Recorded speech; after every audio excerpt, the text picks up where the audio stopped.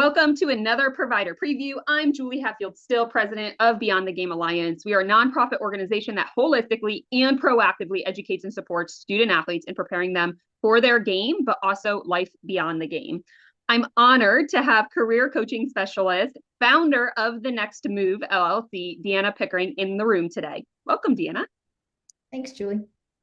Deanna is going to be a key provider for our alliance. Our providers are integral to our student athletes in areas that they need to both up-level their game, but also up-level beyond the game. With that said, Deanna is going to be providing opportunities for our students to bridge their skills and their talents to their career. She'll do this through some of our workshops on a monthly basis, as well as concepts like defining your career path, which way do I go, interviewing like a pro, building your resume, as well as her ability to service our student athletes in a one-to-one capacity if they need more specialized help. So Deanna, obviously, I am so thrilled to have you a part of this because this is such a key piece.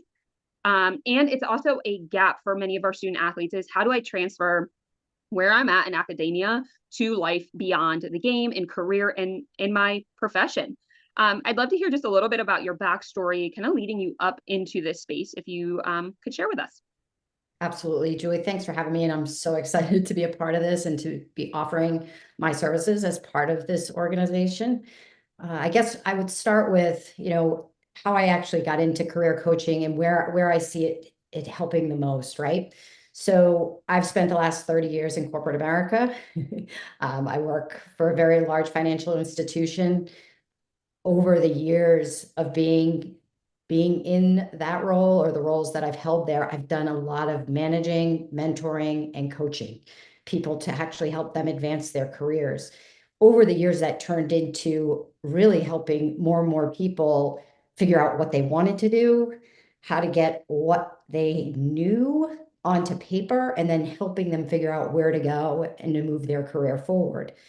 I started doing that not just internally with people that I worked with or people that worked for me, but it started to stem out into my social circle. And I started doing it for friends. They would call me and say, "Hey, can you help me with my resume? Where should I go? I don't know what I want to do next." And as those conversations started evolving, I realized it was something I really enjoyed doing. And the need was in every age group, right? It could be the kids in college, even working with my own children and helping them put their resumes together and figuring out how do I take that first interview, all the way up to people now who have, reached their 50s and 60s and are looking to either re-enter the workforce or do something different. So I felt like it was just a natural progression as I was helping people to actually turn it into a business and something that I truly am passionate about. And I really do think one of the key things that I want to make sure that I help offer the students that come through this program is really focusing time on what they're passionate about, understanding how many options they actually have available to them, and then how to take the skills they've learned as an athlete and turn them into the right words on the paper that actually drive how they get to the next step. So I'm super excited. I love that, Deanna, and it's so good and so needed. And you said something I think so many of our athletes struggle with, and it's giving it the time. When should athletes start thinking about this? When should they actually start investing time in developing their skill sets around getting, to that next level through interviewing, through resume building, and through things of that nature? What are your thoughts? So I think we should be starting our athletes as early as we possibly can. So what always frightens me is not just with athletes, but all individuals tend to wait until they need to get a job or they need to look for something else. And then they're trying to backtrack into what are the things I've learned, right? So instilling even in my children, like, okay, as a freshman or a sophomore, before you start looking for part-time work, or even if you're doing part-time work, start writing it all down. Start thinking about what you enjoy, what you don't enjoy, and get that resume started early because then it becomes something that, monthly, twice a year, annually, you look at and you say, you know what, I can now evolve this. And now by the time you're applying to colleges, you've got something that shows the skills you have, maybe the jobs you've had or the things you've been involved in. And then you continue to evolve that. So I'm looking forward to also kind of instilling that process into our athletes to help them not always have to go back and ask for help, but to have the tools to keep progressing that throughout their career. You find people now, in their 50s looking for another career, and they might have been at the same job for 20 years, and they're like, oh, wow, I never updated a resume. So that habit and teaching that habit, I think, is really important, and it's kind of a life lesson. Yeah, definitely. It's a skill. And if you can acquire that skill early and do it often, every time you do it, it's going to get easier and easier, which is why I love that we get to offer this to our student athletes. Another common question or concern that we see with our student athletes is all of the options that you speak of, right? So when we bring our talents or skill sets and our assets to the table, so to speak, there's a lot of different lanes athletes can go down. How do you help an athlete or anybody for that matter kind of sift through all of the different options to maybe get to their top one, two, or three options?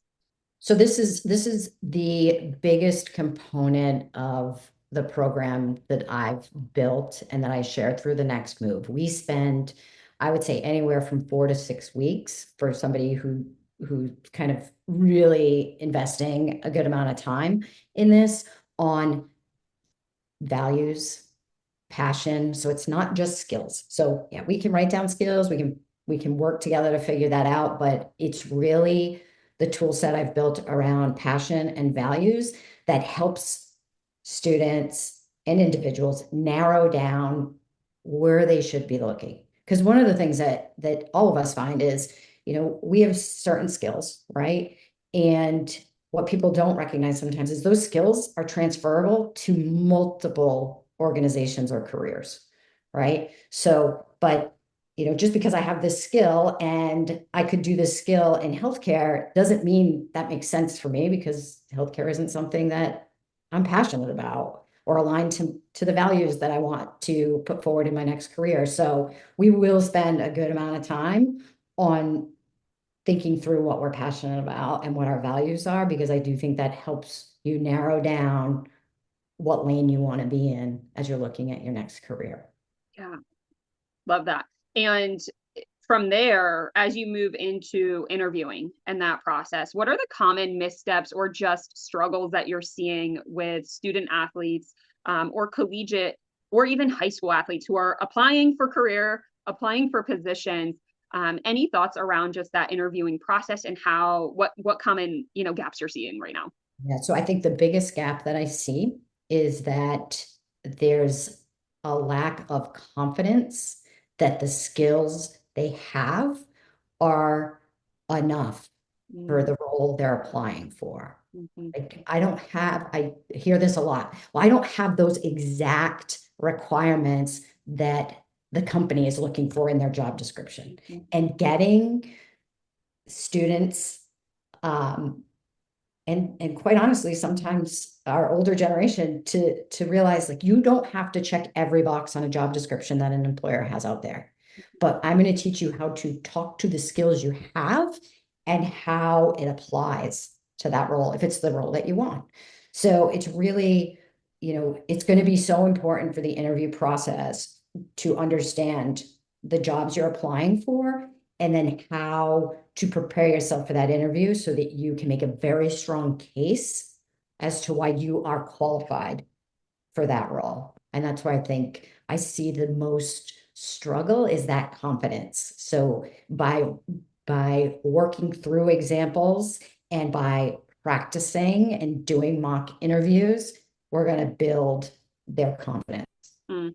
So powerful. So powerful. I wish that I had a resource like you when I was in my early 20s, Deanna. Total game changer. Total game changer. So I'm hoping that some of the athletes or parents or even athletic directors out there that might be viewing in, or those leaders who, are servicing student athletes in some capacity are seeing the gaps here. But from your lens, who's the athlete right now who needs to take advantage of this? Like, what is their current experience?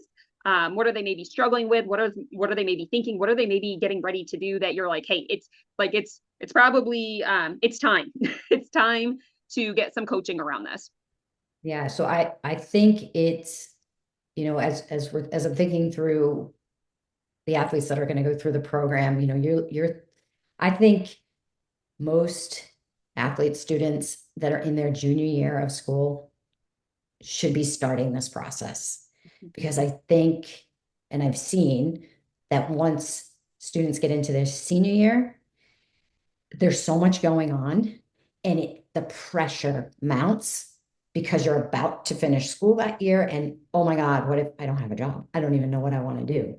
So having those discussions early on helps us avoid that pressure and also the potential that you end up in a role or a job that doesn't align to what you're passionate about.